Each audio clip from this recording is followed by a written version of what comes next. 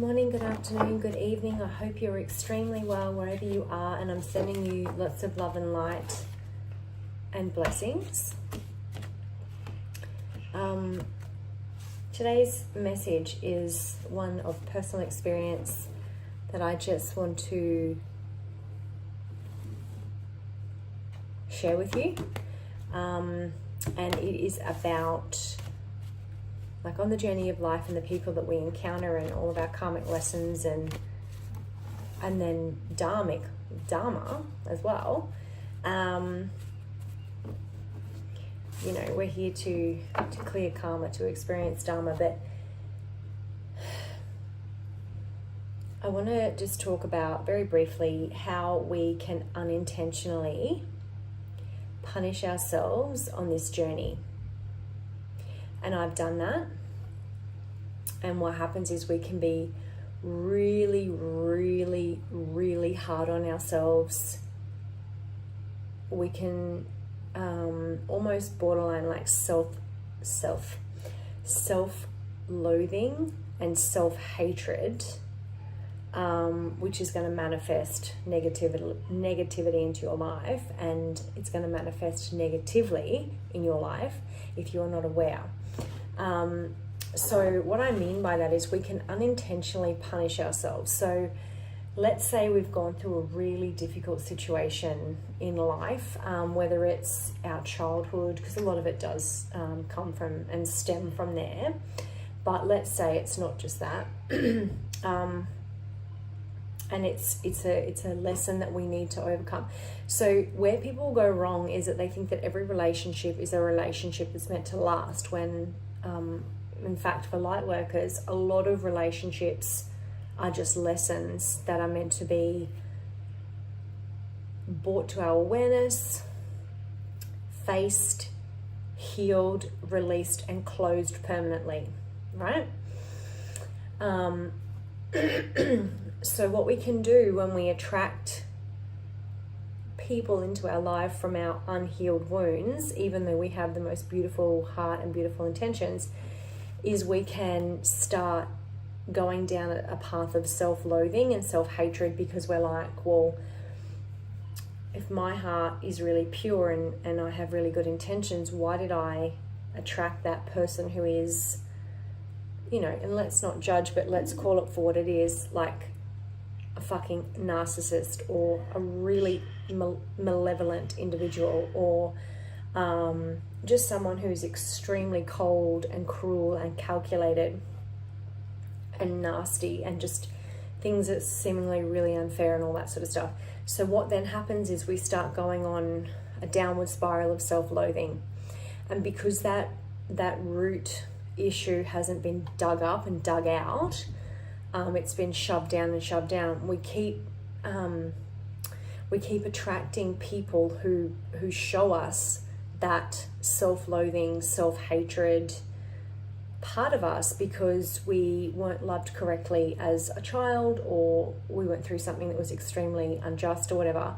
And so then it's almost like, the devil wants you to feel like you deserved it, like it's your fault. And that's why healing is so important, because even though we didn't cause the wound, those people that hurt you, they don't care, okay? As hard as that is to hear, they don't care. Now, they could not care because they are extremely wounded themselves and they can only see through the lens of their own pain. And they are unable to open up and heal and do that inner reflection, because they are very hateful or negative people, or because they are intentionally trying to harm you because they possess a dark spirit. So there are different levels, of course, but what happens is, if you experience this over and over again, it's almost like you come to expect it, and you start hating on yourself and loathing yourself for being the kind of individual that is attracting this, and you're not understanding why when you feel like you're super loving. And then what happens is we can slip into like a bit of a victimhood mentality, or a bit of a martyr mentality, like oh, if I do everything for this person, they'll finally love me, or maybe I'll be worthy, or something like that. And these are just lessons for us to learn so that we can rise. So a big part of healing is worthiness, healing insecurities, and valuing yourself above all else, and knowing your worth. So that you can love yourself, and you can give first and foremost yourself the love that you always wanted, and stop looking for validation or love outside of you, and focus on your alignment with God. Which is why a lot of times people who are on this journey, like a true spiritual journey, like we're on our temple path, we're on this healing journey, we're on this chosen journey, is the hermit phase, or like isolation, because we have to do away with all of the things that were distracting us and making us hate ourselves, and not like seeing ourselves clearly, so that we can get really close to God and start realizing our worth, and see ourselves in the light that He sees us in, and our angels see us in.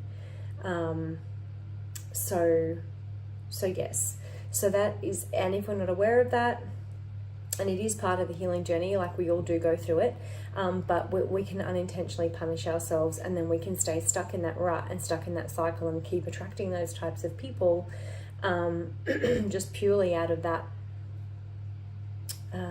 manifesting.